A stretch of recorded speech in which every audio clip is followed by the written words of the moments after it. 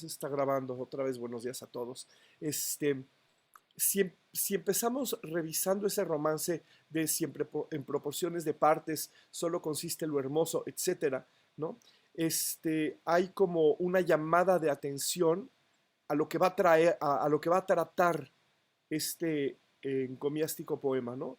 En la proporción de partes, en lo que eso da como efecto en el que observa, que es la hermosura, ¿no?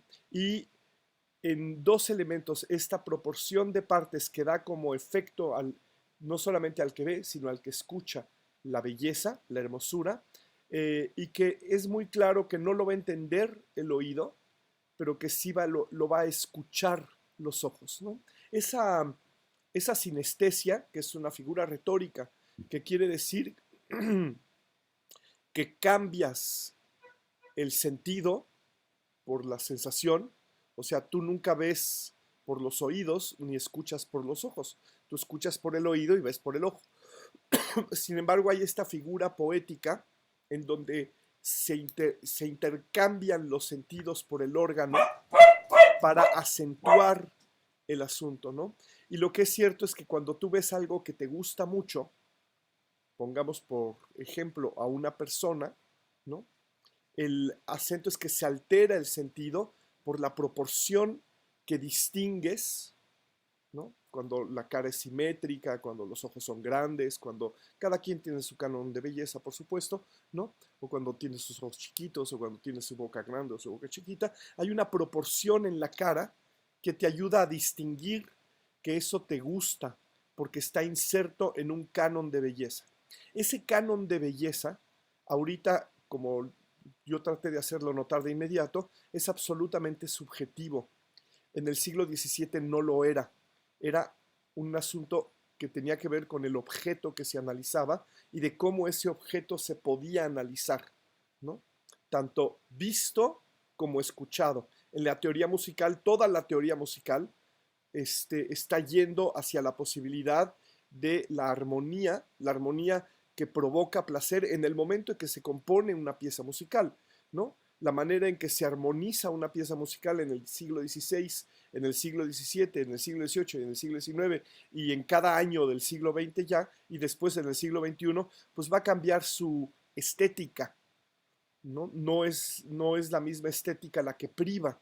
Entonces, ahorita ya llegamos a la convención, todas y todos, que la belleza es subjetiva y que si a mí me parece hermosísimo a alguien, a otra persona le podrá parecer todo lo contrario, o viceversa.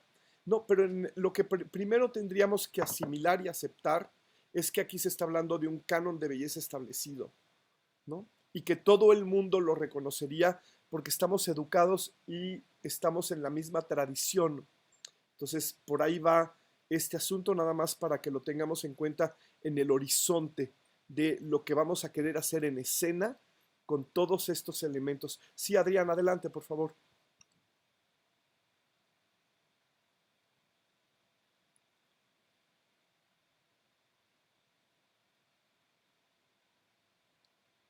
No, no se te escucha, Adrián.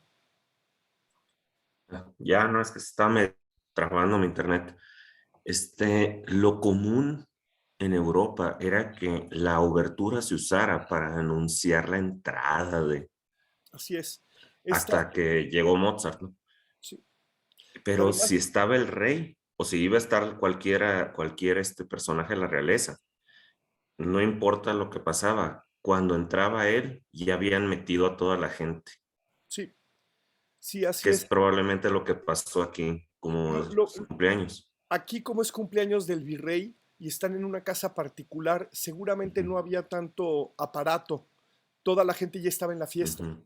Entonces, a lo que me refiero es, no hay tercera llamada, no hay indicación de sinfonía anterior a la música que cantan, ¿no? Todavía no hay esta tradición, esto que se va a llamar la obertura, que es lo que puede abrir una ópera o puede abrir en otros países, en Alemania el Singspiel, en España la zarzuela, ¿no?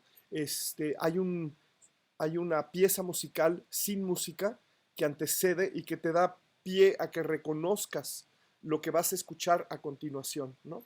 dependiendo la época también, la obertura barroca, en que en realidad no se llamaba obertura, se llamaba sinfonía, y era una doble sinfonía, es decir, dos piezas o armónica o melódicamente atadas y conectadas, podían no tener nada que ver con la pieza que ibas a escuchar después. Aquí lo que pasa es que no hay este juguetito musical, que es le pongo juguete musical porque todo no entra en, el, en las reglas de una ópera a la italiana, por supuesto, o un género que ya se estaba desarrollando en un palacio de recreo de los reyes de España, que era el Palacio de la Zarzuela, donde se crea la zarzuela, ¿no? En donde sí se intercalan escena hablada y música, a diferencia de la ópera la italiana, que era un continuo de música, a diferencia del Singspiel alemán, que eran una secuencia también de escenas secas, es decir, sin recitativo, sin música, y las partes cantadas. Pero aquí no tenemos un indicio claro de que si había un fragmento musical anterior para preparar a la música en donde canta una voz e inmediatamente después empieza el espectáculo, ¿no? Por eso, ahorita prefiero no hacer conjeturas, prefiero nada más ir directamente a establecer en esto que los ingleses y los norteamericanos llaman el close reading, o sea, una lectura cerrada en ella misma, que es lo que un director de teatro hace desde siempre. No necesitaba el nombre académico para reconocer el fenómeno. Siempre un director lo que hace antes de dirigir es un close reading, ¿no? Es decir, una lectura en donde los significantes de todas las señales y los signos del texto son interpretados por esa persona que después pondrá en escena, y por eso se dice que la lectura de una puesta en escena siempre es la del director, que lo ve todo en conjunto y le encarga a unos actores que actúen, a otros diseñadores que diseñen, a otros constructores que hagan todo lo que se tiene que hacer, etcétera, etcétera, en la tradición teatral, ¿no? Pero a partir de una señal, la de la lectura de esa persona que es responsable de ese todo.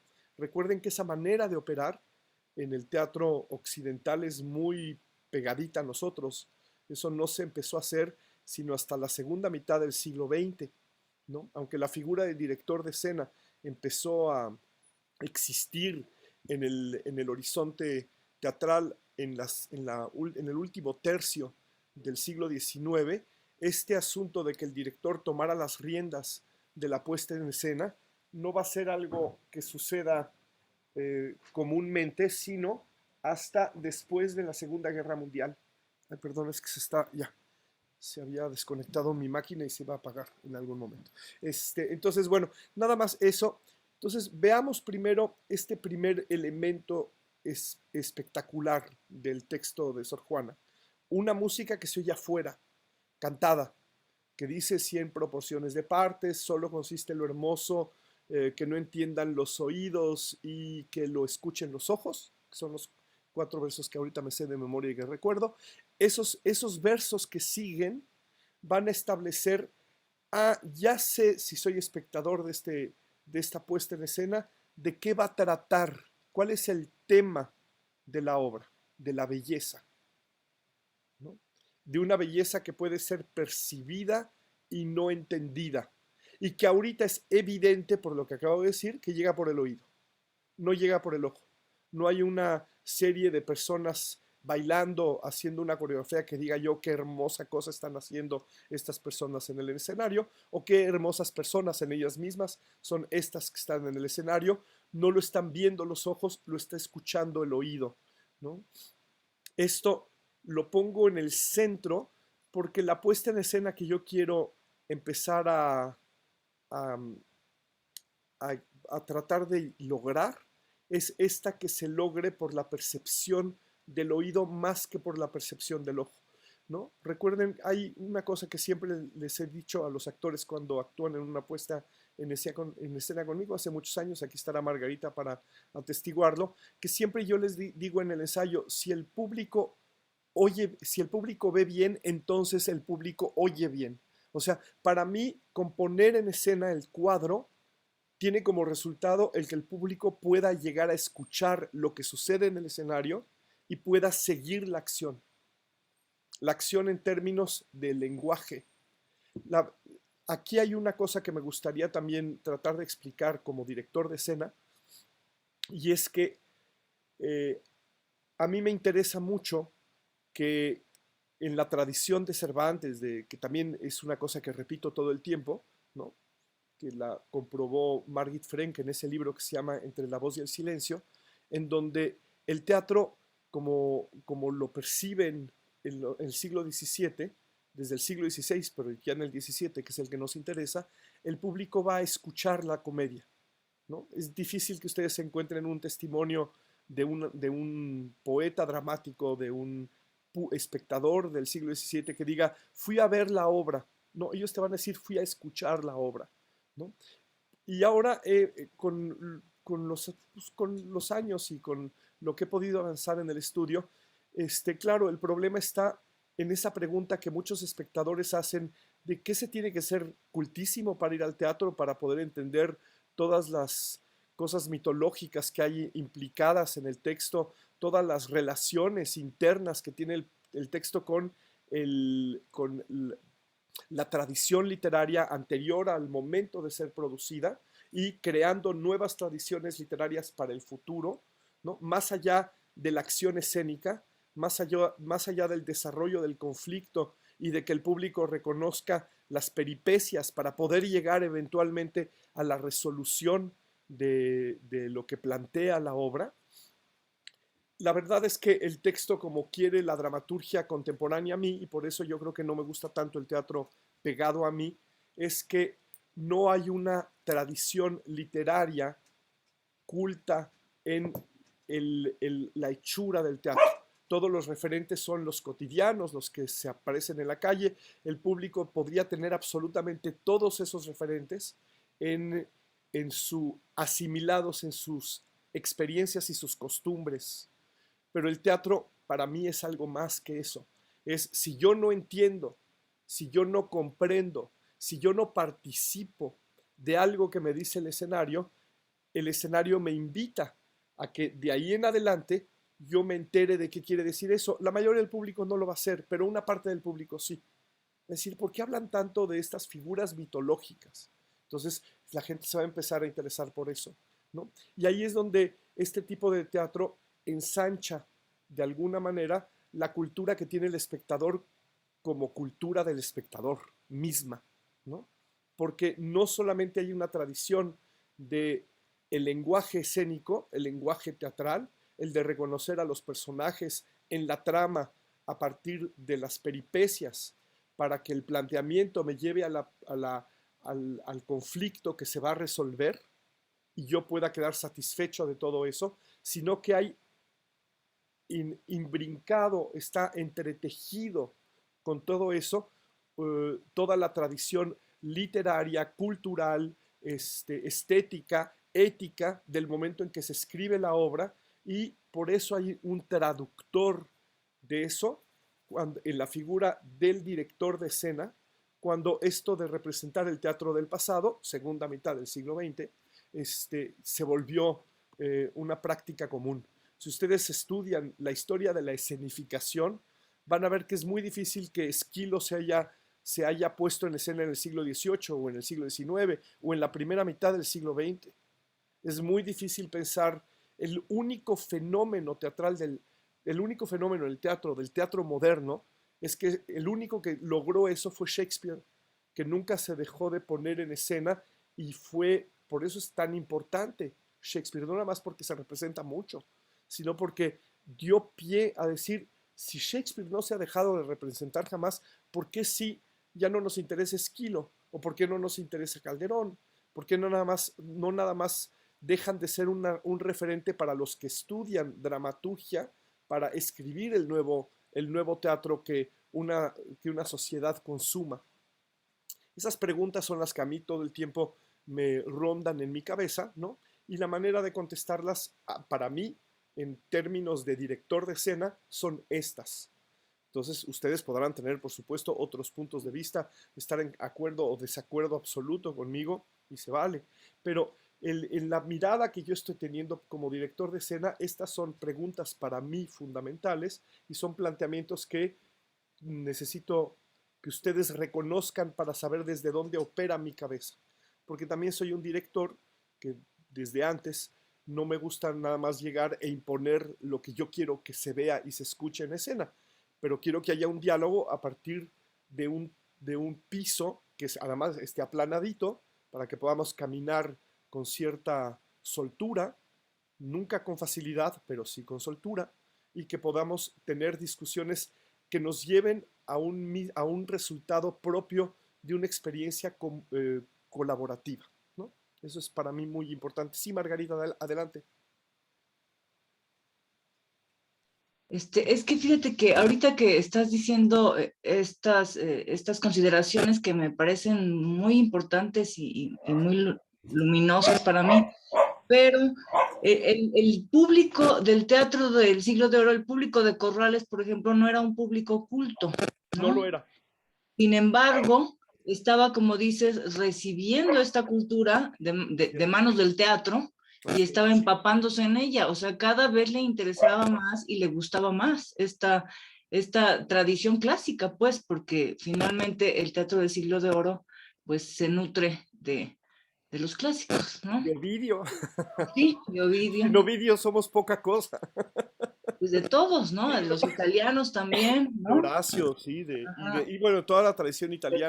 Petrarca, Ariosto, bueno, todo eso, pues, pero era un público hasta analfabeto, era un público que no sabía leer, ¿no? Así Y es. yo me acuerdo que alguna vez presentamos La Mujer por Fuerza, que fue una de las primeras experiencias que tuve con el teatro clásico, en la Alameda. Y entonces el policía del Museo de Arte Virreinal, con un micrófono llamaba a los que estaban paseando ahí en la Alameda, a los novios y a la gente que estaba en la Alameda, y entonces llegaban a la función y se quedaban, ¿ves? Y se divertían mucho y aplaudían. Y cuando les preguntaban, ¿y usted qué entendió de la obra? Nada, pero estuvo muy divertida. Así ¿No? es. Es que ¿No? lo que importa es pasar el teatro también implica pasar un momento en el que te diviertes, es decir, Así es, que pierdes tu propia preocupación y te así es. ocupas de lo que estás viendo en escena. Por eso Usigli tenía esa línea tan bonita que tanto me importa de que un país sin teatro es un país sin libertad, ¿no? Porque es cierto, o sea, finalmente la libertad te la da la posibilidad de ocuparte de lo que el otro te quiere ocupar y no nada más que te ensimismes en tus problemas, ¿no? Y esa es una función del teatro. Y acuérdate, por ejemplo, cuando llevábamos las obras, a ti sí te tocó hacer la obra de teatro en el jardín, en el CENART, ¿no? Que No, la de como Noche de Epifanía no te tocó a ti, Anoche de Epifanía, no, ahí no me tocó. no Ah, te no, tocó a ti. sí, creo que No, sí me sí, tocó Noche de sí te tocó. Epifanía. Sí, Sí, creo que sí. Y ahí iba gente, vaya, el que vendía los cacahuates, iba a ver si le compraban cacahuates y mejor se sentaba a ver la función, así ¿no? es, O sea, así. así más todos los demás. O sea, si es un teatro que le interesa sin importar sexo, condición social, económica, cultural, es un teatro que te importa al final y que te importa porque no, porque además aquí lo expresa muy bien Sor Juana, ¿no? No necesitas entenderlo, ¿no? Porque dice, no entienden los oídos, pero sí lo escuchan los ojos. Y creo que esa es o sea, finalmente si veo bien, escucho bien, y si escucho bien, lo que escucho no me distrae, sino que hace que se diviertan mis ojos por lo que está sucediendo. Entonces creo que esa es la lección que yo he tenido a lo largo de los años que he podido tener experiencias muy diversas y varias con este tipo de teatro, ¿no? Y que ahora quiero hacer este encomiástico poema. Es muy bonito asunto. Pero bueno, así empieza la obra, ¿no? Así empieza la obra, escuchando algo que no está ahí. Inmediatamente después, en el verso 21, aparece una figura en escena, una figura femenina, ¿no? Y dice, se corre una cortina, dice Sor Juana. Eso quiere decir, Sor Juana para la época en que escribió este poema encomiástico, sabía por el encargo que se le hacía, porque esta obra fue encargada, que se haría casa privada, en una casa particular. Ella, desde que se metió al convento la segunda vez, con las Jerónimas, es imposible pensar que ella saliera del convento a decir, bueno, necesito reconocer la casa para saber cómo voy a plantear el escenario. Es decir, no pudo haber ido a casa de Fernando Daza, ¿no?, donde sí iba a ser la representación de esta obra, o en el Palacio Virreinal, donde sí iba a ser la representación de esta obra, o en la casa de quien fuera, donde sí iba a ser esta obra, o cualquier otra obra, ¿no? Fernando Daza hizo los empeños de una casa, esto se hizo en el Palacio Virreinal, pero sí sabía que entre los enseres, cuando se acondicionaba un espacio para que sirviera de espacio escénico, es que se colgaban cortinas, ¿no? No telones, no confundamos, no hay telón, ¿no? No hay presencia de este telón que se corre, que es una tradición italiana también, o de este otro tipo de telón que se recoge de un lado, que es una tradición francesa, y son tradiciones más del siglo XIX que anteriores, ¿no? Era cuando ustedes ven cómo funciona una obra en un teatro como el Globo en Londres, ¿no?, cuando se hace una obra de Shakespeare, ahí hay un telón en el fondo del espacio escénico, del espacio de representación, en donde el primer actor que entra cierra un telón y en ese telón está pintado la referencia del espacio en donde se encuentran.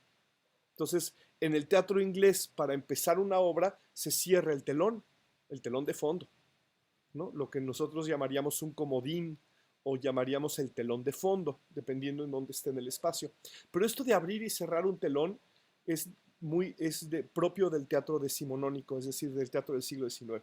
Pero aquí se corre una cortina para descubrir a la música. La música es un personaje alegórico, por supuesto, como en otras obras van a encontrar que las virtudes teologales o los pecados o cualquier otra figura alegórica se presentan. Pero es extraño tener en el teatro del siglo de oro a la música personificada, ¿no?, hecha persona, hecha actriz. Aquí se sabe que era una actriz, una dama joven, la que interpretaba a la música, que se aparece frente al espectador y canta a continuación, ¿no?, empezando con esos versos que dice, si a tanto empeño, obligada o obligara, no me acuerdo, pero en esos versos que empieza la música, empieza otra canción, diferente a la primera. Puede ser que la voz que yo escuchara fuera la de la música, la del personaje, la música, pero puede ser que no tengo señales de ello en el texto. Es una cosa que vamos a tener que decidir aquí, ¿no? Si afuera se oye al mismo personaje que se aparece descorriéndose la cortina, apareciendo la música, o son, a lo mejor la primera parte es un coro y la segunda parte es el personaje. Es probable, es posible, pero no lo sabemos. Tendremos que tomar una decisión al respecto para ello. Después, la música va a tener un larguísimo parlamento. No cabe duda de que los primeros 20 versos, lo que se escucha a fuerza es canción, porque dice muy claramente el texto, canta dentro una voz, ¿no? Hay dos cosas que me parecen interesantes ahí. Canta, o sea, esos 20 versos son cantados, y una voz, ¿no? O sea, desecho lo que dije antes, podría ser un coro. No podría ser un coro. Sor Juana, por lo menos en la imaginación de Sor Juana. Eso no quiere decir que en una representación del siglo XXI pueda ser un coro, ¿no? Simplemente hay una variante en la espectacularidad, así como hay variantes en los textos de Góngora, así también puede haber variantes en los efectos escénicos de una obra de teatro. Sor Juana quería una voz, este director de escena, esta compañía teatral, esta representación quiere un coro.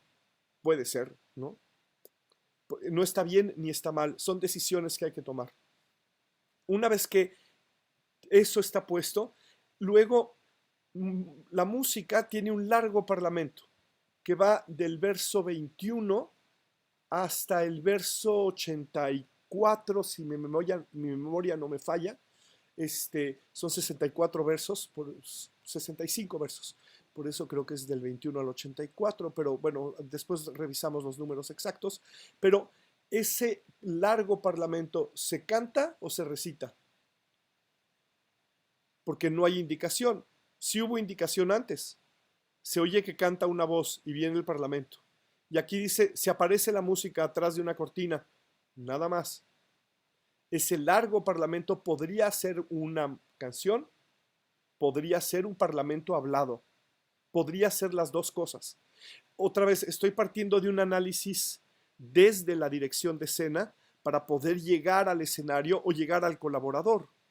Cuando yo me planteé esta pregunta, que Adrián empezó a componer la música, yo le dije, hagamos una canción a lo largo de todos los 84 versos, no nada más los 20 versos primeros, sino los 64 versos que siguen, ¿no? Entonces él compuso una canción de 84 versos a todo lo largo, porque esa fue una señal, ya fue una decisión creativa sobre un texto dramático, pero el texto dramático necesitamos interpelarlo, necesitamos pensarlo, necesitamos imaginárnoslo.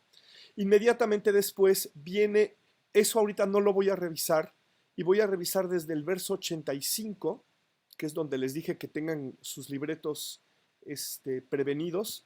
Por favor, voy a hacer una primera lectura en voz alta y sin detenerme del verso 85 al verso 158, en donde se van a presentar las 6 notas musicales y las va a introducir la música.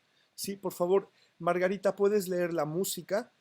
Voy a seguir mis cuadritos. Noelani el ut, Jimena el re, Aarón el mi, Cristina el fa, Arisbel el sol y Adrián el la, ¿no?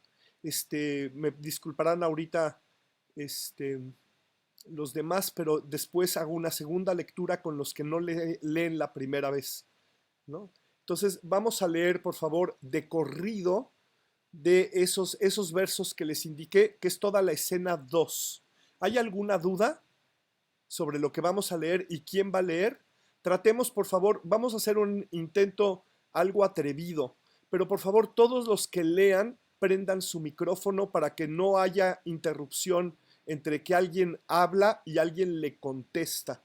Quiero las respuestas, sobre todo, las respuestas siempre a pie, para que no perdamos el ritmo y que ustedes no se distraigan con, ay, lo tengo apagado, ay, lo tengo prendido. Mantengan el micro prendido, las 7 personas que van a leer. Yo voy a apagar el mío para que no se meta tanto el sonido. Si vemos que es un desastre, pues encontramos otra solución. Adelante, por favor, Margarita, tú empiezas. De la primera voz, cuyo grave, cuyo ronco sonido apenas profana al silencio su reposo. ¿Quién eres tú que apresuras la gravedad de mi tono? Quien a empeño tan arduo llama tus ecos, que aún pareces agudo para el empeño.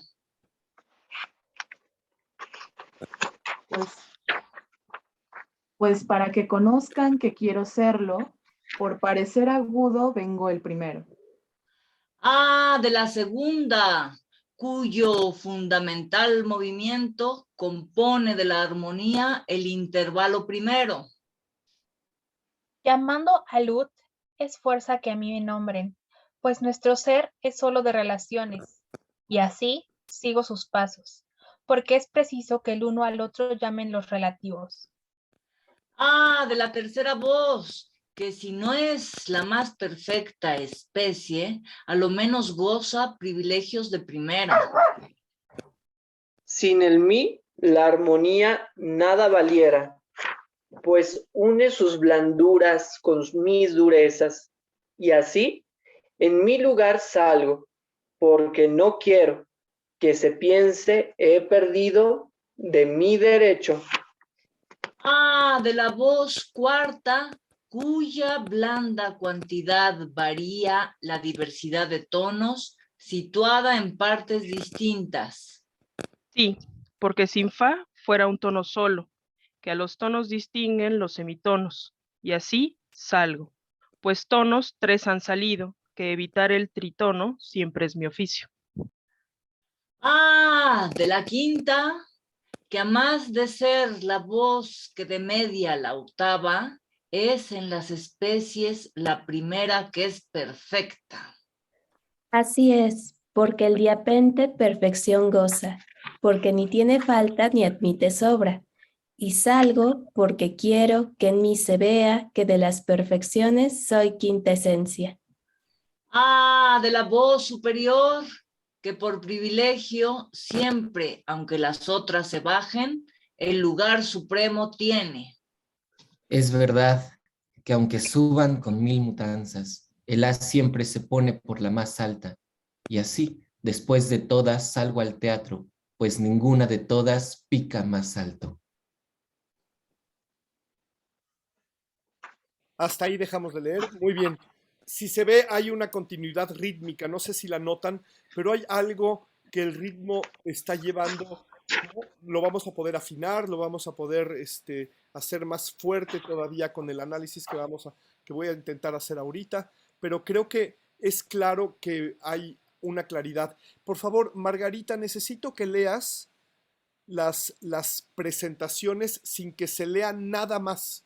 Margarita va a leer A de la primera voz y después va a leer A de la segunda, etcétera. No, nada más quiero que escuchen aisladamente los parlamentos de la música.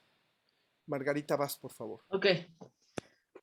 A de la primera voz, cuyo grave, cuyo ronco sonido apenas profana al silencio su reposo. A de la segunda, cuyo fundamental movimiento compone la armonía, el intervalo primero. A de la tercera voz, que si no es la más perfecta especie, a lo menos goza privilegios de primera. A de la voz cuarta, cuya blanda cuantidad varía la diversidad de tonos, situada en partes distintas. A de la quinta, que a más de ser la voz que de media la octava, es en las especies la primera que es perfecta. Gracias, Margarita. No tan Falta la alto. voz superior. Ah, falta la voz, sí. Ah, de la voz superior, que por privilegio siempre, aunque las otras se bajen, el lugar supremo tiene. Fantástico, ahora sí. ¿Notan algo extraño? ¿No? Les voy a hacer ver algo extraño. Pues es como un corito, ¿no? Es un corito, sí. Pero algo mucho más preciso que eso, Jorge. Ahorita se los voy a hacer ver, espero. Margarita, solamente la introducción al ut, la introducción al mi y la introducción al sol. Al ut, al mi, al ut, al ut. A la primera, a la tercera y a la de la quinta. primera voz, cuyo grave, cuyo ronco sonido apenas profana al silencio su reposo. Muy bien, el mi.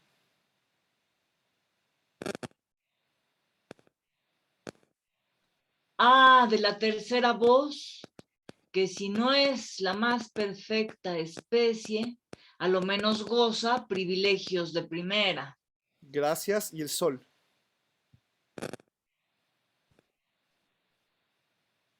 De la quinta, que a más de ser la voz que de media la octava, es en las especies la primera, que es perfecta. ¿Te das cuenta, Margarita? ¿Ya te diste cuenta? Igualito. Los patrones rítmicos son idénticos. Hay un Igualito. encabalgamiento fuerte entre segundo y tercer verso siempre. Siempre. Se provoca la misma música. Ahora, por favor, Margarita, Re, fa, la. Ok. Pues, Que es segunda, cuarta y sexta. Ajá. Re. De la segunda, cuyo fundamental movimiento compone de la armonía el intervalo primero.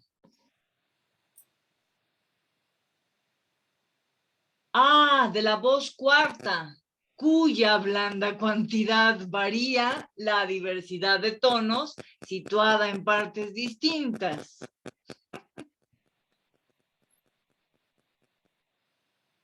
¿Y la verdad? Sí.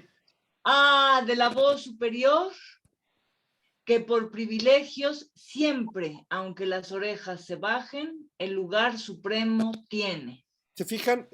Las primeras dos Igualitas. son idénticas y la tercera tiene una variación porque es la última. La última. En vez de cuya, baja el que al siguiente verso. Al siempre.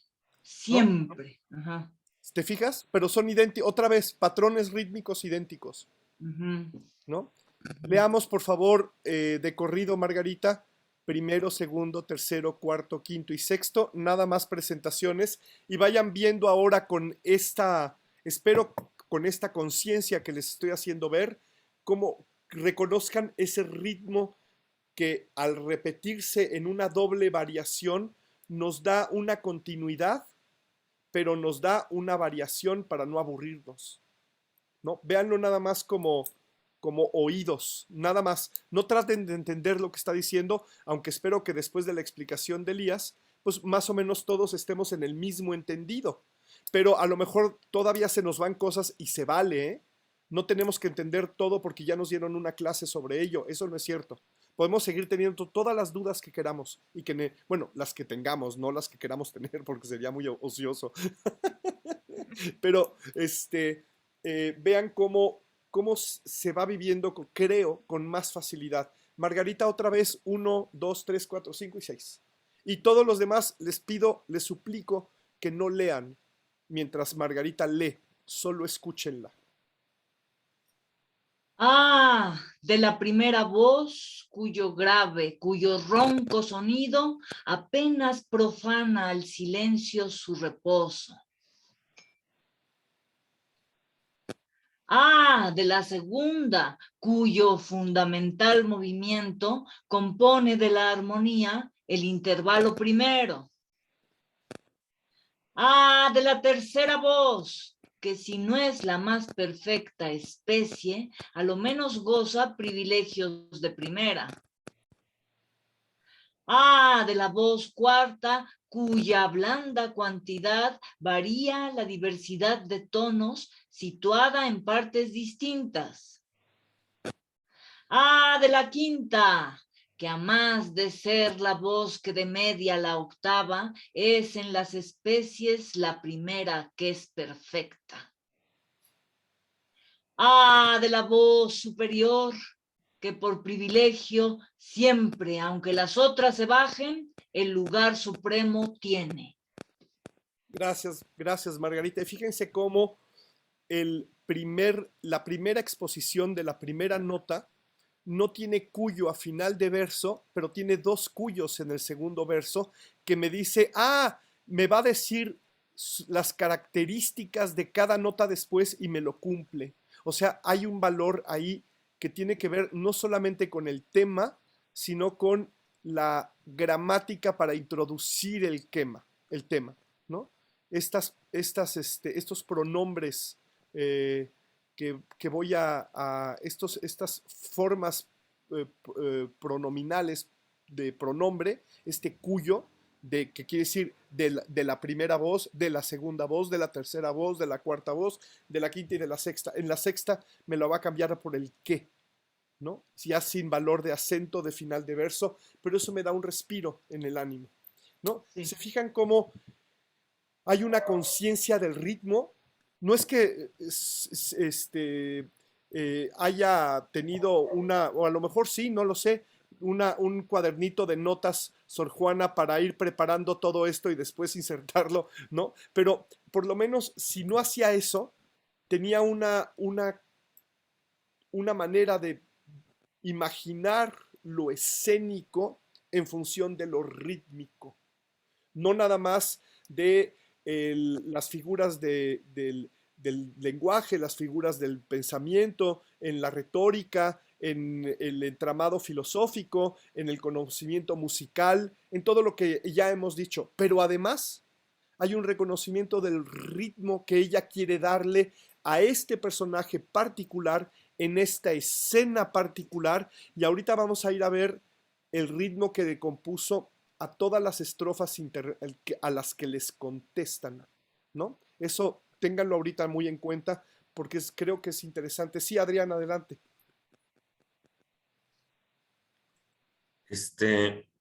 Fíjate, cuando estaba pasando la música así como pasándola primero hacia, mm, Uy, para componer, mira, pasos rápidos. Uno, ya se escucha, como que se Ya. trabó. ya. Ok. Pasos rápidos para componer. Lo primero que hago casi siempre es meter el ritmo en un Claro, compás. claro. Entonces, ya que tengo el ritmo, ahora sí, lo empiezo a recitar al ritmo. Y eso me da pie a la melodía, ¿no? Esto que no es como no tiene un tono romántico, no tiene un tono como triste o algo emocional, sino simplemente como casi instruccional, es un poquito más difícil decidir qué es lo más importante, pero el ritmo lo dice.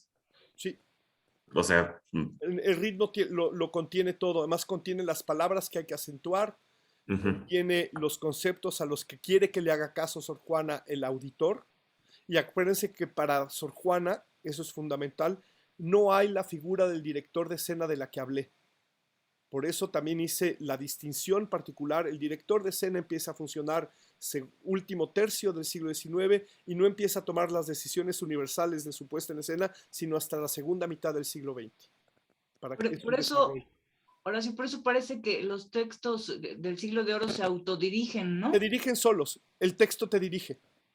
Y yo generalmente, cuando dirijo una obra del siglo de oro, lo que hago es hacerle caso al texto. Y siempre tengo buenos resultados con el espectador, Margarita, te consta. Siempre, Me consta. siempre el público te sigue, nunca se aburre, nunca te dice es que no entendí nada. Al contrario, ¿no? ¿Por qué? Porque le haces caso al texto, porque es gente que sabía lo que hacía. ¿No? Nada más por eso. Ahora fíjense, por favor, quien le haya tocado el ut, quien le haya tocado el re, quien le haya tocado el mi, quien le haya tocado el fa, el sol y el la, nada más Margarita no va a darles pie. El ut le da pie al re, que le da pie al mi, y así, ¿no? Para que oigamos nada más sus textos, por favor, desde el ut que dice, no la primera intervención tuya, ut, de quién eres tú, esa nos la vamos a brincar ahorita, luego explico por qué. Vamos directo a, pues para que conozcan que quiero serlo, el re tiene dos, no tiene, el ut solo tiene una. El re tiene dos, el mi tiene dos, el fa tiene dos, el sol tiene dos y el la tiene dos. Esas son las que quiero oír, ¿sí? La una del ut y las dos de cada uno de los que siguen. Vamos, por favor, contigo, Noelani, empezando en el verso 95. Los Pues demás, para, antes de que empieces, todas las notas prendan su micro, por favor, para que no haya pausa entre pie y respuesta. Todo el mundo tenga abierto su micro, por favor. Los que vayan a hablar. Ahora sí vas. pues para que conozcan que quiero serlo, por parecer agudo vengo el primero. Llamando a Lud, es fuerza que a mí me nombren, pues nuestro ser es solo de relaciones. Y así sigo sus pasos, porque es preciso que el uno al otro llamen los relativos. Sin el mí, la armonía nada valiera, pues une sus blanduras con mis durezas. Y así, en mi lugar salgo, porque no quiero que se piense perdido de mi derecho. Sí, porque sin fa fuera un tono solo, que a los tonos distinguen los semitonos, y así salgo. Pues tonos 3 han salido, que evitar el tritono siempre es mi oficio. Así es, porque el diapente perfección goza, porque ni tiene falta ni admite sobra. Y salgo porque quiero que en mí se vea que de las perfecciones soy quinta esencia. Es verdad que aunque suban con 1000 mudanzas, el haz siempre se pone por la más alta. Y así, después de todas, salgo al teatro, pues ninguna de todas pica más alto. ¿Se fijan qué curioso? El ritmo otra vez, ¿no?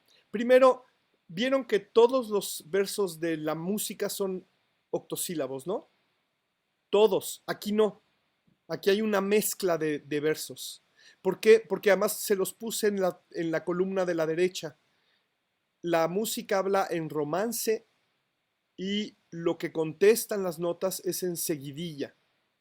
Seguidilla es una canción, son versos escritos para canciones de 4 versos, en donde hay versos como estos, y salgo porque quiero, que me dio 7, o soy quintesencia, que me dio 5. ¿Se fijan? Voy a ir una por una para ir viendo cómo está compuesto la seguidilla del ut, que dice, quien a empeño tan arduo, 7, llama tus secos, 5, que aunque pareces agudo, tiene 8, para el empeño, tiene 5, 7, 5, 8, 5. ¿Se fijan? Que aun, no es cierto, tiene 7, que aun pareces agudo, le estoy metiendo yo un qué de más y como ya no veo la hoja, memoricé mal, perdónenme, tiene 7, 7, 5, 7, 5, ¿se fijan?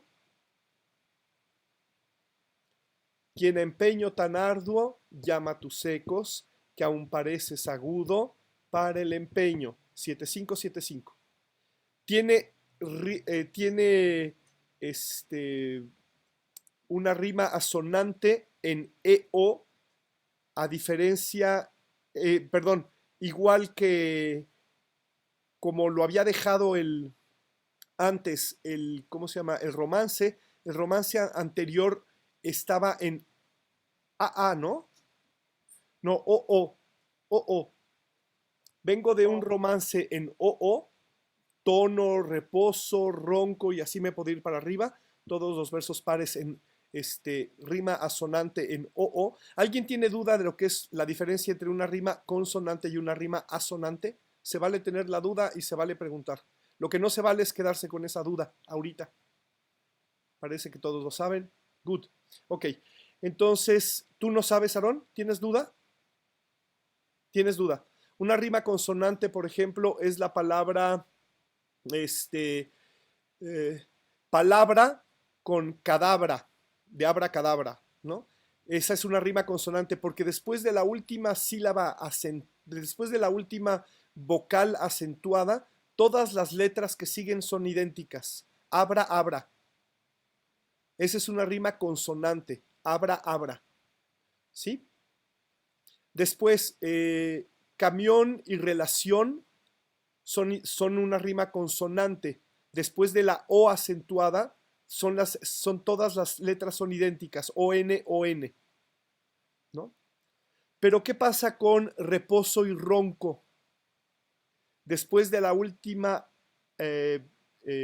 vocal acentuada, lo único que son idénticas en la rima son las vocales, no las consonantes. Las dos vocales acentuadas son OO, pero una acaba en onco y otra en oso. Entonces ahí la rima es asonante. Hay una estrofa que va a ser muy utilizada en los siglos de oro, y en el siglo XVIII y en el siglo XIX y todavía en la poesía del siglo XX, y en la música popular mexicana es todavía utilizada con toda la frecuencia que se puedan imaginar, que es esta estrofa muy larga, porque tiene un número indeterminado de versos, pero todos sus versos pares tienen una rima asonante, como de donde venimos con la música. Todos los versos pares anteriores a este parlamento terminaron en una rima asonante en o. Solamente lo voy a ver desde el verso 70. Espacioso, compongo, ojos, imperioso, modos, alborotos, invoco, todo. Ronco, reposo. Hasta ahí hubo un romance en o y tono. Me faltó tono, ¿no? Porque el ut se mete en ese romance. Pero cuando la música le dice quien empeño tan arduo llama a tus ecos que aún pareces agudo para el empeño, cambió la estrofa. Ya no es un romance. Es ahora un nuevo tipo de estrofa donde hay unos versos que son octosílabos y unos versos que son pentasílabos, que tienen 5 sílabas. Y la rima no es la misma. Arriba la rima asonante es o, aquí la rima asonante es eo. Ecos y empeño hacen una asonancia. ¿Sí? ¿Ahora sí está claro? Eso es lo primero. Gracias. Ahora fíjense, ¿quién eres tú que apresuras la gravedad de mi tono? Y le contesto en una seguidilla. Quien a empeño tan arduo llama tus ecos, que aún pareces agudo para el empeño. Ahora, por favor, con su manita en una mesa en donde estén, van a hacer esto. Voy a aplaudir, pero ustedes lo hacen con una sola mano sobre una mesa. Primero véanlo y escúchenlo y luego lo reproducen. Quien empeño tan arduo llama a tus ecos, que aún pareces agudo para el empeño. ¿Sí? Tan, ta, tan, ti, ta, tan, tan, tan, tan, tan, tan, tan, tararán, tan, tan, tan, tan, tan, tan, tan, tan, tan. Otra vez. Quien empeño tan arduo llama a tus ecos, que aún pareces agudo para el empeño. ¿Sí? Ahora lo voy a hacer en la mesa, a ver si se oye mi micrófono. Quien empeño tan arduo llama a tus ecos, que aún pareces agudo para el empeño. Sí se oye, ¿verdad? Ahora todos, aunque todos mantengan su micro apagado, porque si no, sí es un desastre, pero todos lo hacen junto conmigo a la misma velocidad en que lo hice. Lo hago una vez yo solito y ustedes la segunda lo hacen conmigo. No voy a detenerme. Voy a hacer tararararara, tarararara, tarararara, tarararara, otra vez tararararara, ¿sí? Y ahí entran ustedes. ¿Listos? ¿Y listas? Quien empeño tan arduo llama a tus ecos, que aún pareces agudo para el empeño. Quien empeño tan arduo llama a tus ecos, que aún pareces agudo para el empeño. ¿Está claro? A ver, Noelani, tú solita, prende tu micro. Sí. ¿Ya golpeando la mesa? Sí, sí, sí. Perfecto. Quien empeño tan arduo llama a tus ecos, que aún pareces agudo para el empeño. Ok, nada más. En pareces y en arduo no le pegaste a la mesa en todos los acentitos. Okay. Otra vez, no pasa nada. Quien empeño tan arduo. No, arduo también. Quien empeño tan arduo. ¿Te fijas? Sí. Vas. Quien empeño tan arduo llama a tus ecos, que aún pareces agudo para el Agudo. empeño. Son 3 notas. Agudo. Que aún pareces agudo para el empeño. No dejes vacíos. Quien empeño tan arduo llama a tus ecos, que aún pareces agudo para el empeño. Te faltó el golpe en gu de agudo. ¿Otra vez? Okay. Es que no, parece obvio, pero el cuerpo y mi sensación de ritmo a veces no están parejos con el viento. No hacen parejas con el viento. Y hay que hacer físico lo que todavía no es físico. El ritmo es físico. El ritmo no es una cosa etérea que anda por ahí volando y lo reconozco. No, el ritmo es mío y está en mi cuerpo. Acuérdense de su corazón, el son del corazón, ¿no? O ese bonito verso de Salvador Novo de el corazón me hace tic-tac, serán efectos del coñac, ¿no? Tiene un ritmazo ese verso, ¿no? Pero es mío, yo reconozco, o sea, ese ritmo, es, lo que voy a decir es paradójico, ese ritmo no es del verso, es lo que yo reconozco del verso el que le da ritmo. O sea, no andan los versos por ahí diciendo, este es mi ritmo, porque incluso yo lo puedo alterar si quisiera. Ahorita lo que quiero es reconocer el ritmo del verso, pero es para que volverlo mío. Otra vez, Noelani. Lo hago una vez, escúchalo y tú luego lo retomas. Quien empeño tan arduo llama a tus ecos, que aún pareces agudo para el empeño. Quien empeño tan arduo llama a tus ecos, que aún pareces agudo para el empeño. Good, super, Noelani, ya es tuyo. Es que soy muy mala para las percusiones. Sí, ya, it's yours. Voy a hacer que todos hagan el ejercicio, ¿eh? Margarita, en el orden de mis pantallitas. Voy. Quien empeño tan harto llama a tus ecos, que aún pareces agudo para el empeño. Good, gracias Margarita. Jorge. Quien empeño tan arduo llama a tus ecos, que aún pareces agudo para el empeño. Gracias, Jimena. Quien empeño tan arduo llama a tus ecos, que aún pareces agudo para el empeño. Gracias, Jimena, súper. Rosy.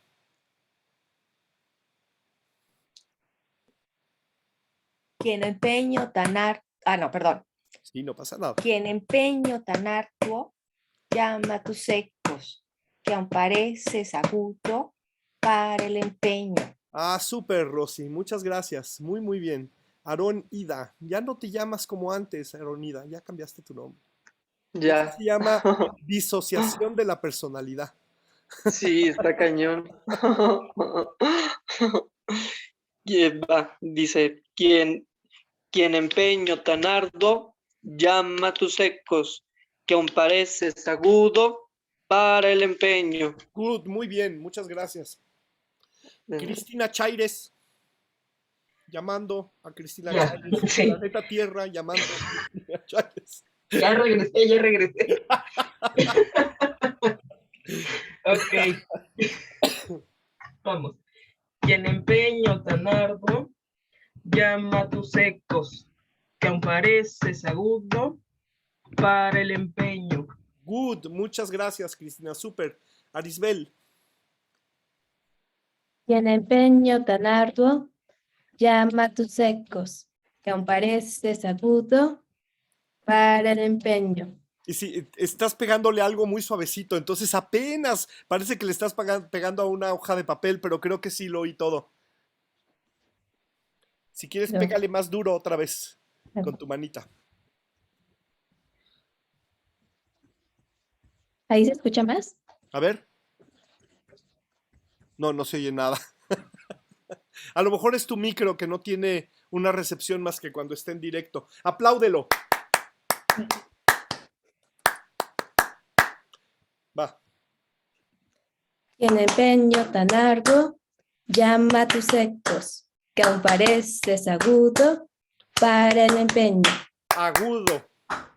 Agudo. No, agudo. Agudo. Ahí está. Otra vez todo. Ok. Quien empeño tan arduo Arduo, llama arduo. a tus Quien ecos. empeño tan arduo. Te faltó uno. Quien empeño tan arduo. Quien empeño tan arduo. ¿Te fijas? ¿Cómo te falta uno? No pasa nada. Nada más es que lo distingas para que vuelvas tuyo el ritmo. Otra. Es que por eso no quiero que aplaudan, porque hay más coordinación que cuando le pegan a la mesa. Aunque no parezca, estás organizando 2 brazos, 2 manos. Aquí nada más es uno. Y es la muñeca nada más solita. Hay que ir por partes en el cuerpo, como Jack el Destripador. Por partecitas. Pero como no oigo tu micro, ni modo. Si quieres muy cerquita.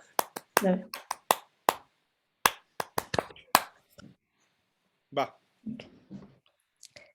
En empeño tan largo, llama tus ecos, que aún pareces agudo para el empeño.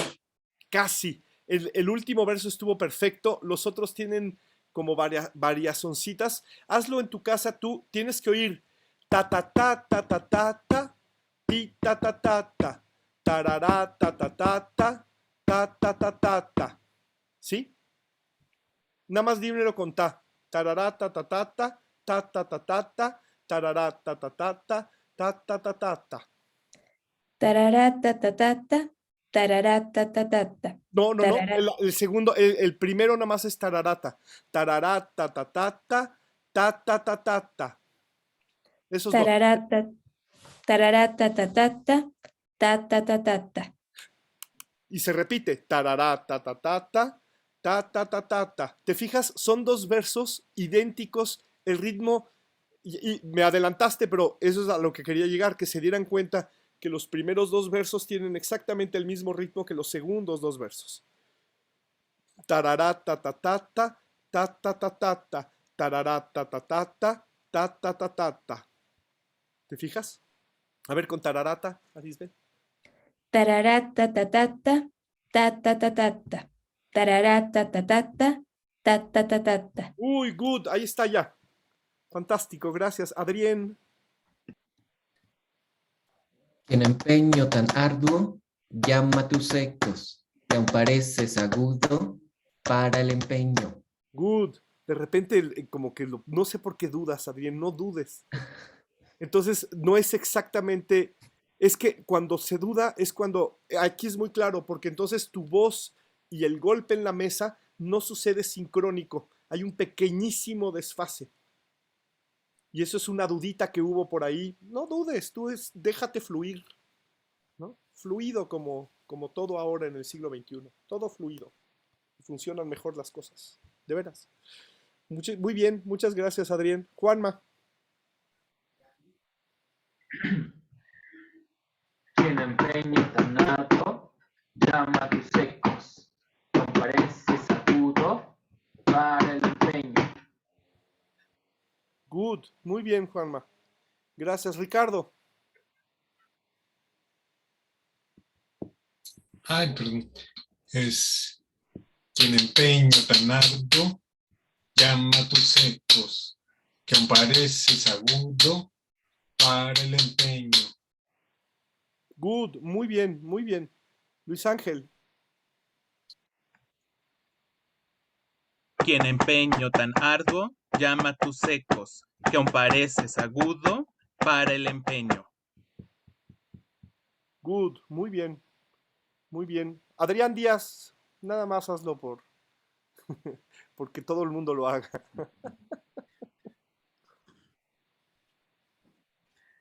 Quien a empeño tan arduo, llama a tus ecos, que aún pareces agudo para el empeño. Ok, fantástico. No sé si está claro el ejercicio, pero es agarrar, reconocer el ritmo y volverlo sonido, volverlo pulso, volverlo propio. Entonces, me quedan 4 minutos de mi tiempo de ensayo, porque era de 8 a 9:20, y luego le toca a Jorge, pero les voy a pedir, por favor, que traten de hacer lo mismo con todas las seguidillas que siguen. O sea, de repente un día tomen 2 seguidillas, al otro día repasen esas 2 y tomen otra. Si se equivocan, si lo varían, no importa. No digan, ya me equivoqué, no, simplemente encuentren el ritmo. Después lo vamos a revisar la próxima semana, pero encuentren el ritmo de cada seguidilla. No necesitan anotar nada, no necesitan escribir nada, necesitan agarrar una seguidilla y decir, este es el ritmo de esta seguidilla, ¿no? primero reconozcan la hablándola y después digan, a ver, voy a ver si es cierto, la voy a hablar con esto. Y si lo pueden combinar, ¿no? Probablemente tengan el ritmo adecuado del texto mismo. Eso no quiere decir que yo pueda alterar el ritmo del lenguaje, del habla, de la manera de estructura del verso. Sí lo voy a poder hacer, porque además en la música tengo posibilidad de poner todo en compases y de alargar todo lo que yo quiera un sonido. Estoy buscando nada más el ritmo de la voz hablada aplicada al verso, para que después yo tome una decisión creativa de qué hago eso como actor. Porque para resolver este texto de Sor Juana, no nada más hay que tomar la clase de música y reconocer las figuras alegóricas y el lenguaje poético y la versificación y la conexión con el mundo antiguo y con el mundo clásico y con la Italia del Renacimiento, sino que además tengo que ver que todo eso que Elías ha empezado a darme como señales de la música en el texto de Sor Juana como referente, también está fundido en el texto mismo, en el ritmo del texto. Y después vamos a ver en la sonoridad. ¿Cómo le hago con la sonoridad?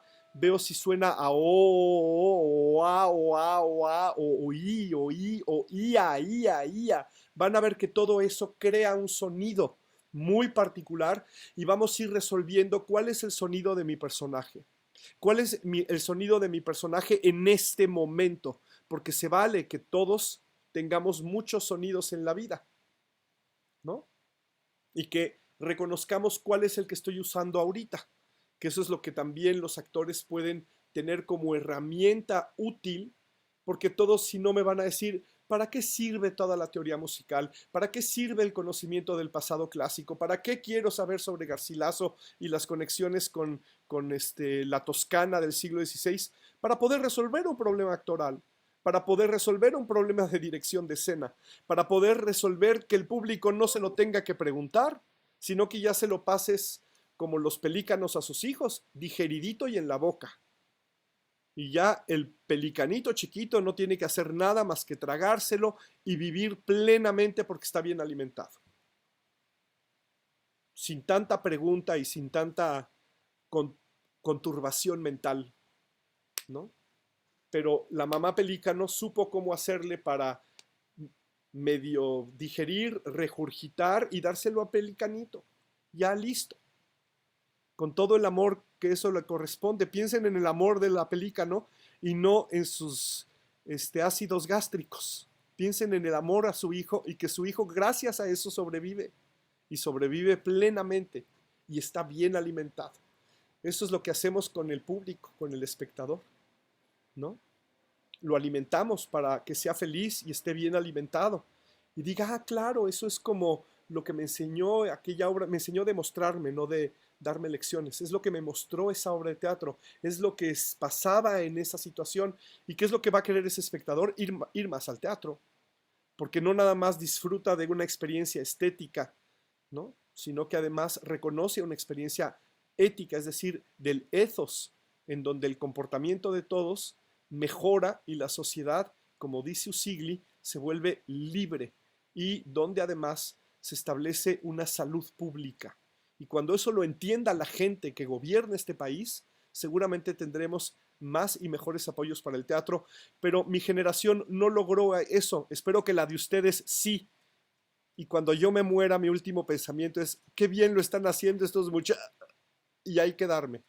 Ojalá que eso suceda de verdad. Y bueno, no tengo más tiempo, ya me pasé un minuto, perdóname, Jorge, pero ya es todo tuyo el tiempo. Les agradezco mucho esto y yo seguiré aquí oyéndote, Jorge, porque me voy a las 12. En el momento de irme, Jorge, si no has terminado, nada más te suplico que yo interrumpa la grabación para que la empiece a descargar y antes de irme, echo a andar la grabación. Margarita, te hago anfitriona. Y cuando regrese yo, me haces anfitriona porque ha habido problemas y no siempre se bajan las grabaciones cuando vuelves anfitriona a otra persona. Entonces yo regreso, me regresas el anfitrionazgo y ya y ya bajo la grabación para poderla subir, que eso pasó el martes. Yo confiaba en que Elías y Humberto iban a tener sus grabaciones y ninguno de los dos se les fue a su computadora, no sé por qué, y tampoco a la mía. Entonces, bueno, pues gracias a todas y a todos. Espero que no lo hayan pasado muy mal en el ensayo y le paso la palabra a Jorge. Hola, hola, buenos días a todos y a todas. Bueno, voy a compartir pantalla. Y bueno, ahora aquí si me quieren interrumpir cuando quieran, por favor, porque sobre todo son como temas más generales y ya es como hablar del teatro. Ya me voy a ir más atrás y también con la música. Así que si le quieren entrar en cualquier momento, pues adelante. Me voy a ir así, ahora sí que hasta atrás. Bueno, lo estoy siguiendo ahorita de acuerdo a este libro que se llama Musical Theater, a History. Que es de este hombre que recopiló como todo con fechas y no sé, está muy padre. A mí me gusta mucho. Y pues bueno, ahora sí que para irnos hasta atrás. ¿Puedes darnos la bibliografía en el chat? Sí, claro. Si estoy compartiendo pantalla, ¿cómo escribo? No sé. En donde dice chatear, aunque estés compartiendo pantalla, si le aprietas a chatear, te va a aparecer la columna de la derecha, la columna blanca donde chateas. Y ahí ya escribes abajo y nos lo mandas. Ay, no sé, no veo la columna. La de hasta abajo. Ya la vi. Detener, sí, ya la vi. Chatear.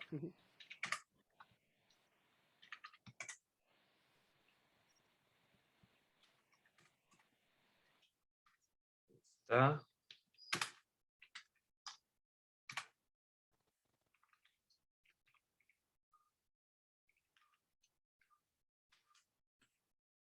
Ahí está.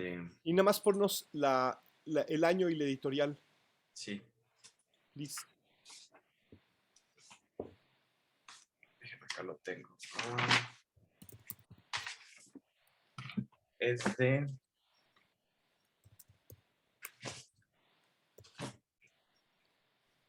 2012.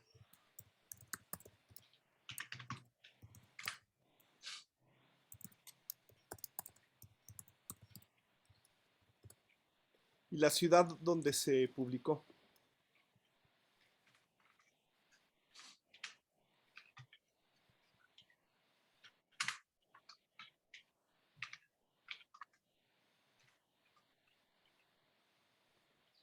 Y el número de páginas y el traductor. No, nada más. Lo básico es el nombre, el título, la ciudad donde fue publicado el libro, la ciudad, no el país, la ciudad. Y luego la editorial y luego el año. Ahorita les pongo el modelo. Ya aprovecho esto para decirles cómo se hace la ficha catalográfica de manera científica, como nos lo pide Pues la con la facultad. mnemotecnia de paleta, ¿no, maestro? ¿Con qué? La mnemotecnia de paleta. Exacto. Si lo leemos al revés, autor, y todo se va para allá. Pero ¿por qué de paleta, A ver, que cuéntenme eso, yo no me la sé esa. Mira. País, Mira. año, Ajá. la L no sé de qué es, editorial, título, autor. Paleta. Pero al revés. Al revés. Autor, Paleta al revés. título, no recuerdo. Autor. Bueno, paleta al revés. Está padre, no sabía esa. Pero, ¿cuál era la L? Un día, ¿no? Exacto, así es.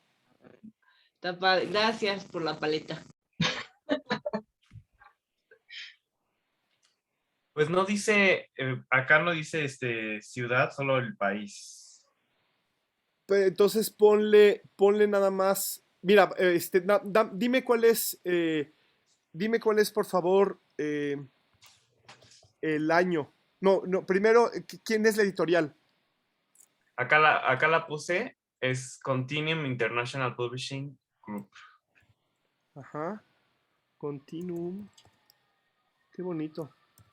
International Publishing Group.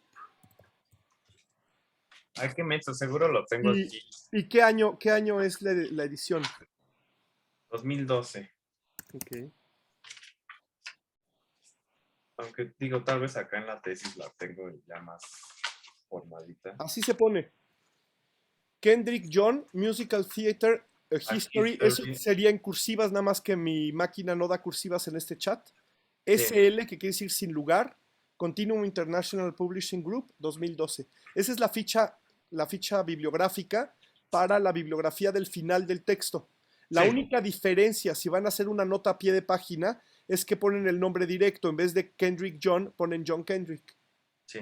Y al final, la página que están citando. Después de 2012, página 8. Que ahorita ya vi en mi tesis y sí puse Nueva York. Entonces, no sé de dónde lo saqué, pero ahí dice Nueva York. Pero ¿estás segurísimo?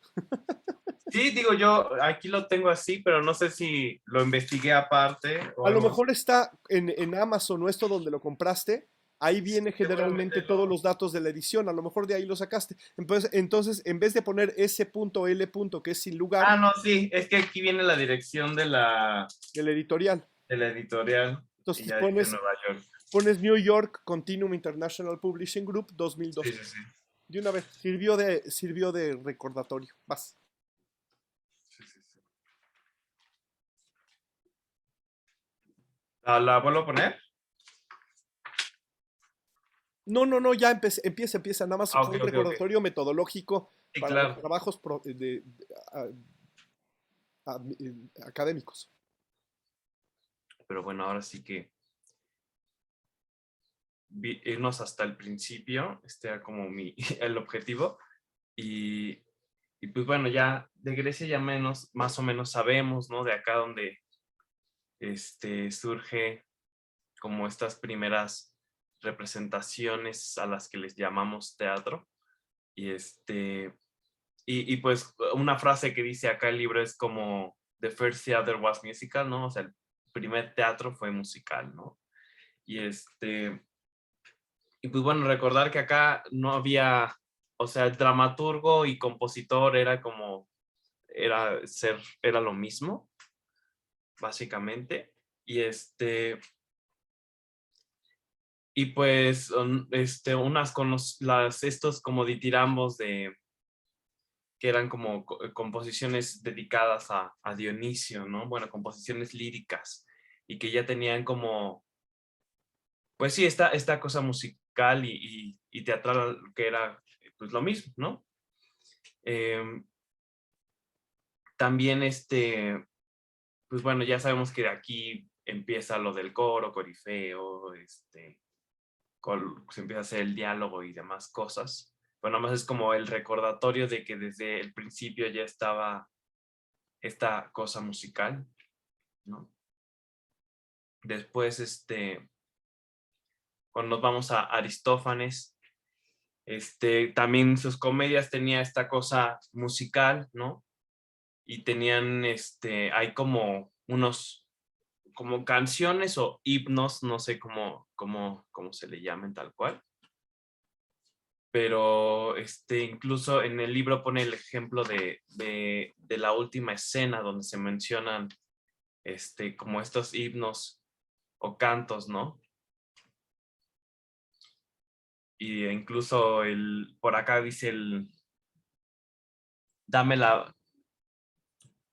hasta abajo, dame la mano, bienaventurada, tómame por las alas y bailemos, ¿no? O sea, va a haber incluso este tipo de celebración y pues sí, como número final, ¿no? De alguna manera, en la comedia de Aristófanes. Luego, ahí está. Pues ya tenemos como todo lo que sigue el Imperio Romano, que es muy parecido a lo que estaba en Grecia. De la Edad Media tenemos los juglares, que cómo iban de pueblo en pueblo contando e interpretando historias, canciones. También tenemos pues todo lo de la iglesia, ¿no? Las obras de moralidad, los misterios, los milagros, ¿no? Que todas eran musicalizadas, estos como eventos de la iglesia. Por otro lado tenemos ya a Shakespeare, que ya sabemos que creo que es de lo más conocido, ¿no? De cómo hay canciones y alusión a la música en las obras. El mismo Molière. Y pues bueno, ya de los siglos de oro, que es de lo que hemos estado hablando un poquito también. Y pues bueno, ahí está. La presencia, me refiero de que está lo dramático y musical, ahí está, ¿no? Y también pues que de algún modo en el Renacimiento tenemos también pues la ópera, ¿no? Empieza a surgir. Y pues a ver qué más. Ah, sí. Ya para el siglo XVIII, en Inglaterra aparece este género que es la ópera balada, ballad opera, que es que pues es como a partir de melodías como un estilo popular, ¿no? Que pueden ser melodías que ya existían o pueden ser compuestas específicamente para estas óperas. Según yo entiendo, pero ahí me corregirán, si no, esto es más como un género más relajado, más pues sí, más popular que la ópera misma, ¿no? Es como más, incluso como satírica o como, no sé si burla sea la palabra, pero se intenta ser diferente a la ópera. Y está interesante lo que dice el crítico Peter Gammond. Él describe a la ópera como un paso importante en la emancipación tanto del escenario musical como de la canción popular. Y ya de los musicales que conocemos hoy en día, pues eso es lo que los caracteriza, ¿no? Que es a partir de canciones populares, a partir como de un estilo más popular.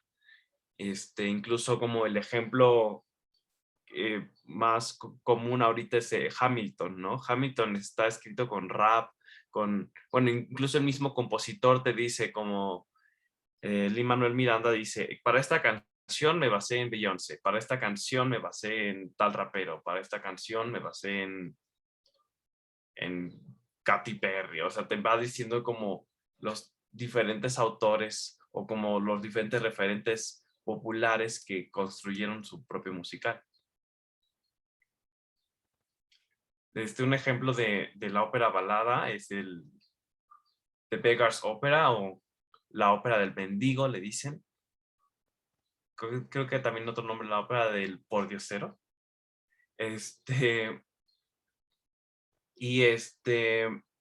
Bueno, esta es una ópera que tiene un prólogo de 3 actos. Tiene el libreto en inglés es de John Gay. Que se cree que la música tiene un arreglo de Johann Christoph Pepusch. Porque bueno, creo que la obertura tiene algo que tiene que ver con él, no estoy seguro. Y esta se estrenó en el Teatro Lincoln's Inn Fields en Londres el 29 de enero de 1728, perdón. Y aquí tengo un ejemplo, a ver si...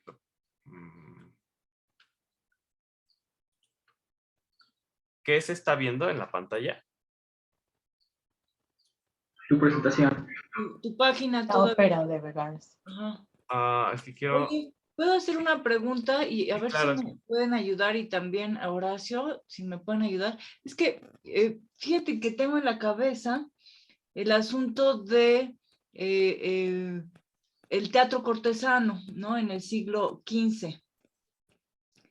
Entonces, bueno, si bien siempre en el teatro ha habido música, en la lírica y los romanceros y todo esto, poesía, empezó a acompañarse con música, ¿no, Horacio? O sea, había una Sí, es musicalidad correcto. y entonces en estos espectáculos cortesanos aparecía la lírica y la música, ¿no?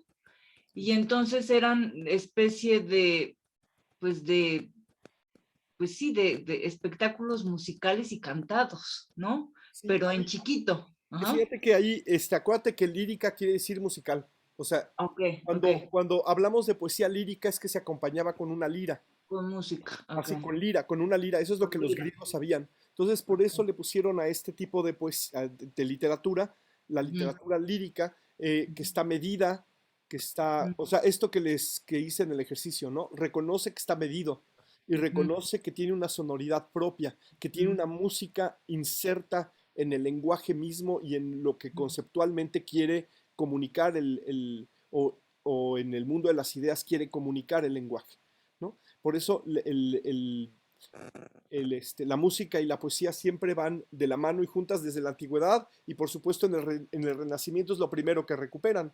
Lo Entonces primero que recuperan, le, sí. le ponen música a los poemas, o sea, le componen el poema sabiendo que se va a componer música para acompañarla, Sí, ¿no? sí. Y entonces el espectáculo, lo que pasa es que ahora con la especialización de lo escénico y de todo en el mundo a partir del siglo XVIII sobre todo, empezamos a dividir las experiencias, entonces lo musical no es lo teatral y ahora viene todo esto que estamos estudiando con Eudave sobre los límites, la liminidad, ¿no?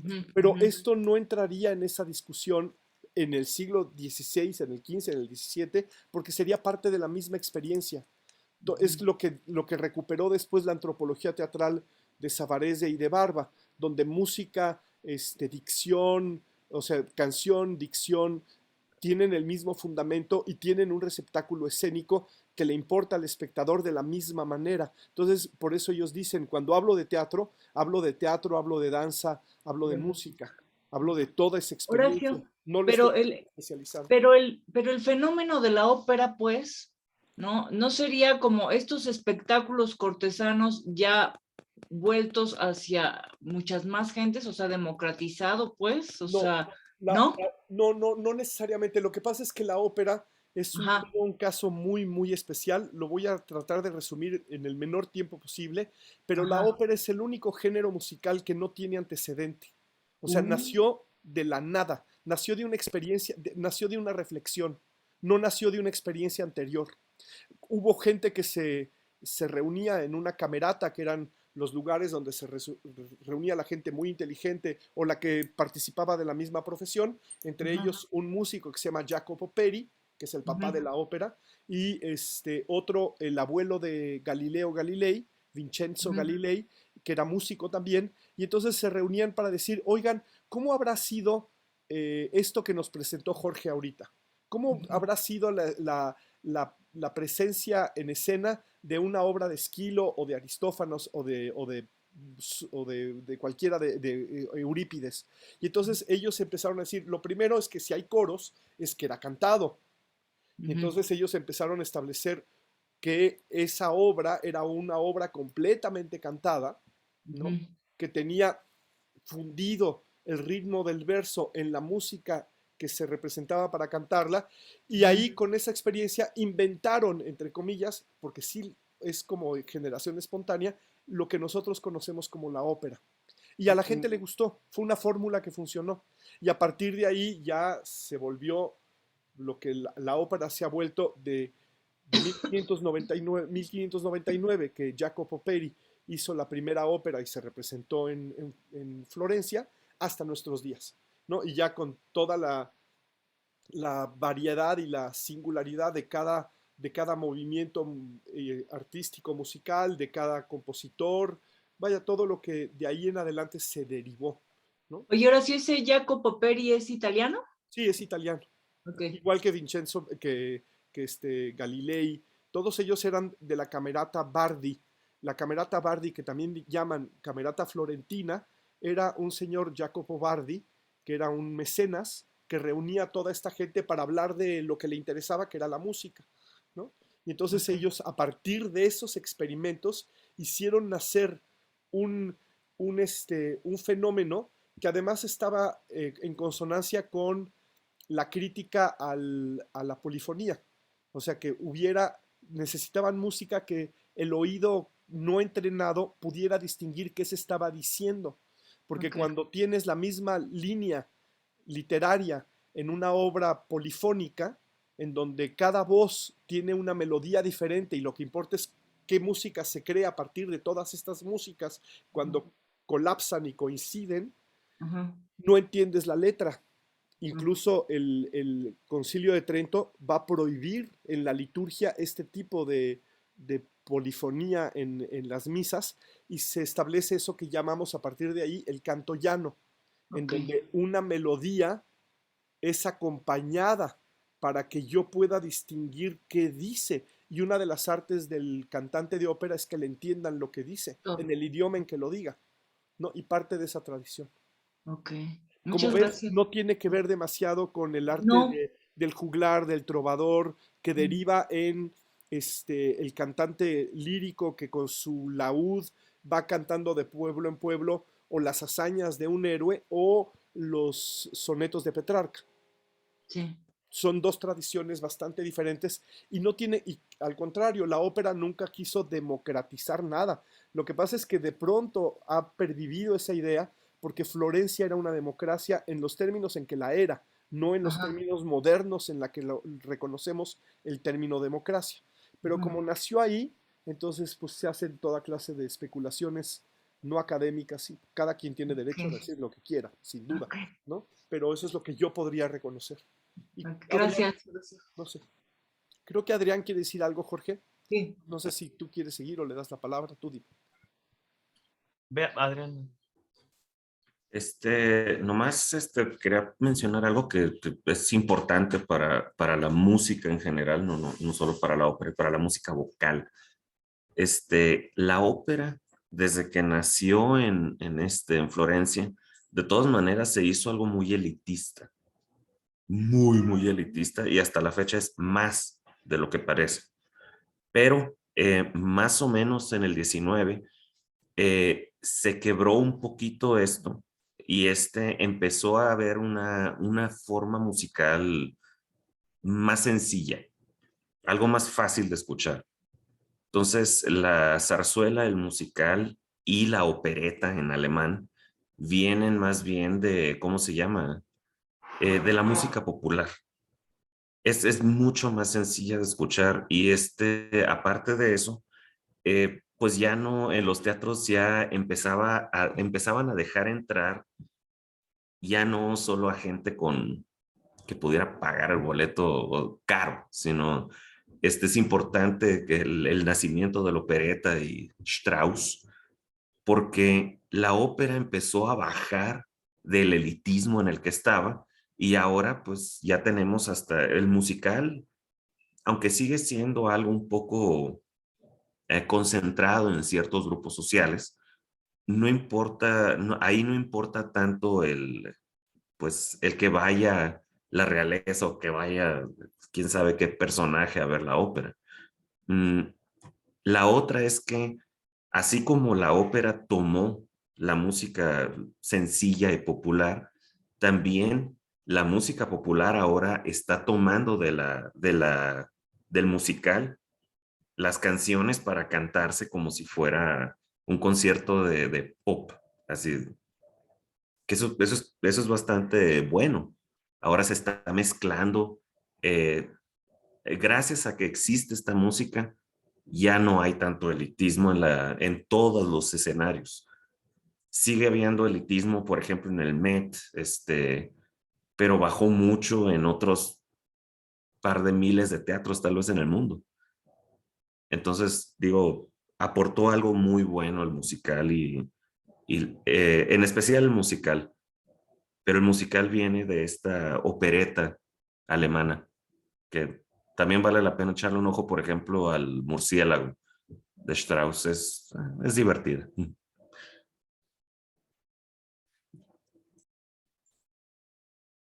Qué bueno que hablan de la ópera porque a mí siempre me cuesta como siento que esto se me hace luego súper desconocido para mí hablar de la ópera y luego me preguntan diferencias y cosas y es como de, es que, pero gracias Jorge, por... eso lo puedes resolver muy fácil. Diles que la ópera no tiene el mismo origen ni la Sí, misma sí, no, tradición del musical. es lo que Son digo. dos pájaros diferentes. Es como querer comparar un águila con un canario, ¿no? Pero creo que lo padre está en esto que, o sea, sobre todo ya como concentrándome en esto de Beggar's Opera, que viene de esto mismo que dice Adrián, ¿no? De quererlo mover a otro sector, quererlo acercar al público de otra manera, quererlo poner en un lugar más popular. Y pues bueno, les iba a poner este ejemplo de... Ahora sí se está compartiendo YouTube, o todavía no, ¿sí? Ahora sí. Este ejemplo que, bueno, también escojo que es con Laurence Olivier y Dorothy Tutin, que es de la película que hicieron en el 53, bueno, 1953, y para que no se espanten con cómo canta Laurence Olivier, no, les aviso, pero es como ya el ejemplo de esto. Según yo entiendo, The Beggar's Opera, de ahí tomó luego la inspiración Brecht para hacer la ópera de los 3 centavos. Es correcto. Y también creo que bueno, esta ópera como que sí sirve mucho de fundamento para después Gilbert y Sullivan y otros como manifestaciones que se vinieron teatrales, musicales en Londres sobre todo. Pero bueno, ya les pondré el video.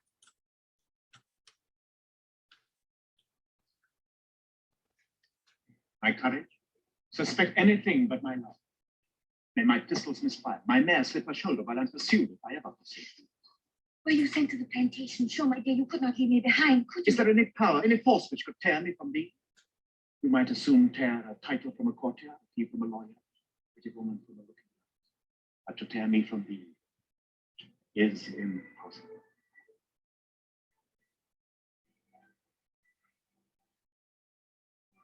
I laid on Greenland's coast, and in my arms embraced my lass, warm amidst eternal frost, who soon the happiest night would pass. When I sold on Indian soil, soon as the mighty sea was closed, I could mark the sultry toil, and on my charmer's breast repose. And I would love you all the day. Every night would kiss and play. If with me you'd fondly stray over the hills and far away. And I sold on Indian sail, and every burning sea was closed. I would walk the sultry toil, and on my charm repose. I would love you all the day. Every night would kiss and play. If with me you'd fondly stray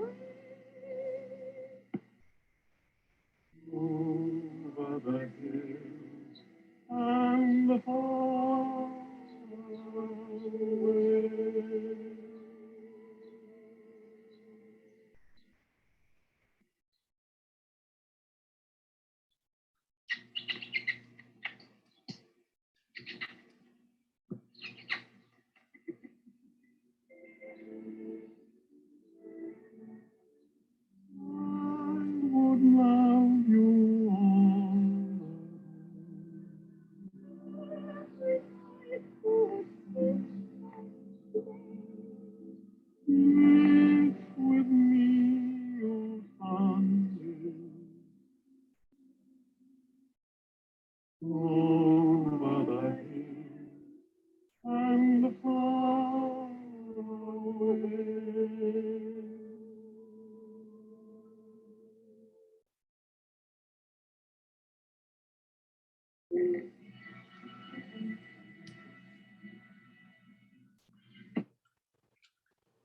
Y Oye, pues no cantaba nada mal Olivier, ¿eh?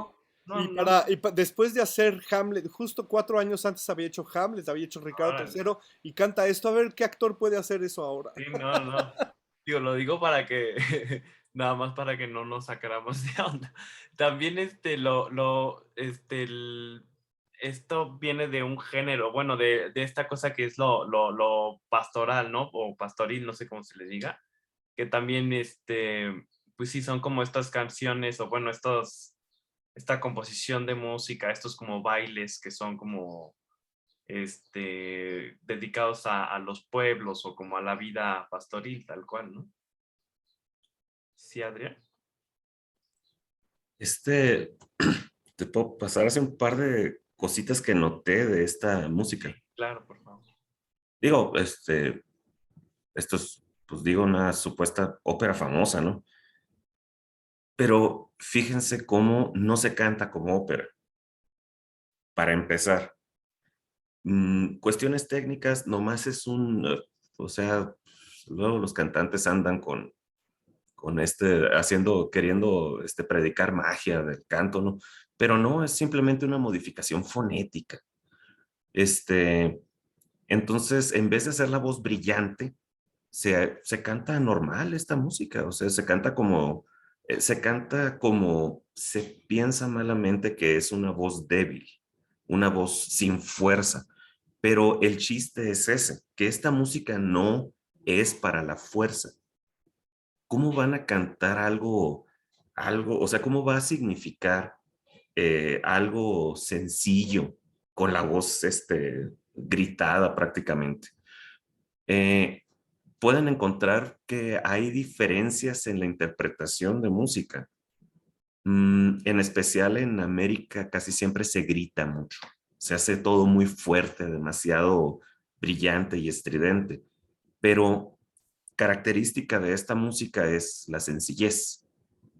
La misma música por sí, esta todavía tiene un sistema de composición que usa lógica, a lo que llaman armonía tonal. En realidad es un sistema de lógica y el objetivo de esta lógica es mantener 4 voces independientes en movimiento, pero a partir del finales del 19 con Debussy, en especial la música popular, se usa otro sistema que le llama Sloninsky, por allá en los 20 hay un escritor ruso que lo llama pandiatonicismo. No es lo mismo que la tonalidad. Aquí ya no hay todos los recursos de lógica. Es más sencillo. Todo se puede mover de manera paralela y ya no tienen que pensar tanto en la música. Entonces, prácticamente esto es un resultado de Wagner y de Liszt. Estos señores, en serio, bueno, es música muy bonita, pero es música lógicamente muy difícil. Está muy detallada en recursos lógicos. En cambio, esta otra música se puede escuchar sin problema, es una melodía muy entendible, pues no se grita. Entonces, ya no, esta música la podemos alcanzar todos, en pocas palabras. No solo para entenderla, podemos cantar. Entonces, no es solo la importancia social de este tipo de música, sino el cómo la gente se acerca a la música. Los reto a que pongan por lo menos 1 hora de una ópera de Wagner, a ver si la aguantan. Y pongan esta ópera completa o pónganse una ópera más sencilla, no sé, La Serva Padrona de Pergolesi, que dura como 40 minutos, no sé, algo así. Y es muy divertida, eso es otro planeta. La manera en la que la música realmente llega al pueblo y a las personas que no tienen esa cultura tan cuadradita como la alemana, es por medio de la comedia y por medio de la sencillez de esta música. Digo, a mí se me hace muy buena. Yo también hablaría bien de Wagner en la vida, pero bueno, no me voy a meter ahorita en la discusión. Pero bueno, pueden leer, a ver si aguantan la tetralogía entera. Yo sí la aguanto, me encanta. Ahí puedo quedarme las 11 horas que dura todo eso. Pero bueno. Oye, Jorge, voy a dejar de grabar en este momento porque me voy a tener que salir. Y ahorita vuelvo a grabar y le paso a Margarita para que ustedes terminen. Y creo que después va Rosy. Rosy, me voy a perder tu entrenamiento, lo cual lamento mucho. Pero bueno, igual Margarita, espero volver, que sea breve lo que me espera ya para volver a tu sesión que a veces que me gusta siempre mucho también y pues lamento perderme esas cosas, pero bueno. Y Horacito. luego llega, ¿cómo se llama? Elías, sí. Elías, Horacito. Sí, sí. Una pregunta, ¿tendremos o no descanso? Porque Sí, yo creo sería que ahorita, ¿no? Más o menos. pero voy a dejar ¿O de no? grabar y dejo que Jorge termine su presentación y ya que ¿Sí? él cierre, entonces se van al descanso. ¿Cuánto tiempo? Pues les parecen bien 15 minutos, 10 minutos, lo que ustedes necesiten. Ya Ok. ustedes se ponen de acuerdo. Gracias. Voy a dejar de grabar. Sí. ¿Ahorita me dejas como anfitrión entonces? Sí.